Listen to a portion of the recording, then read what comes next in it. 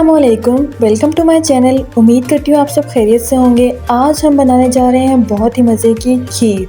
Video को and तक देखिएगा और मेरे चैनल को सब्सक्राइब लाजमी कीजिएगा। मैंने यहाँ पे तकरीबन आधा कप चावल लिए थे, जिसको मैंने 1 घंटा पहले भिगो के रख दिया था। आप चावलों को ओवरनाइट भी भिगो कर रख सकते हैं।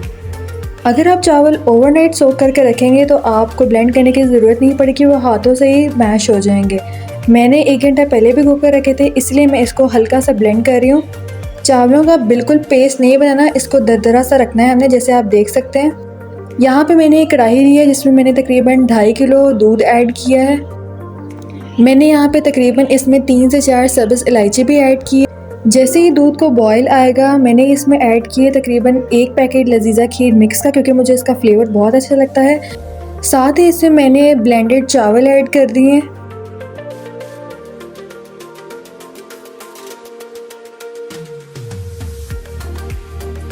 जब तक खीर का टेक्सचर थिक सा नहीं हो जाता तब तक हमने इसको पकाना है। हल्का हल्का साथ में इसमें चम्मच चलाते रहना है ताकि हमारी खीर नीचे ना लग जाए।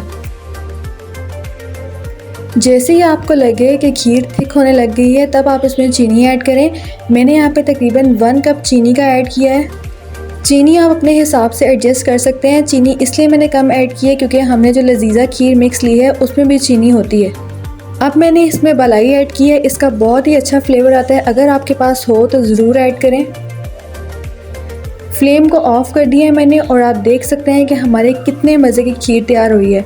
अब मैं इसको सर्विंग बाउल में डालूँगी।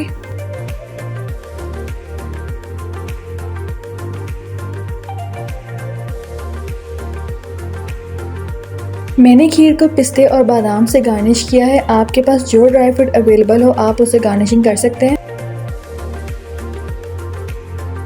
तैयार है हमारी बहुत ही यम्मी, बहुत ही मज़े की खीर। आप मुझे अपना रिव्यू कमेंट सेक्शन में लाजमी दीजिएगा। इसी के साथ मुझे दीजिए इजाज़त। मैं आपसे फिर मिलूँगी किसी नई रेसिपी के साथ। अल्लाह हाफ़िज़।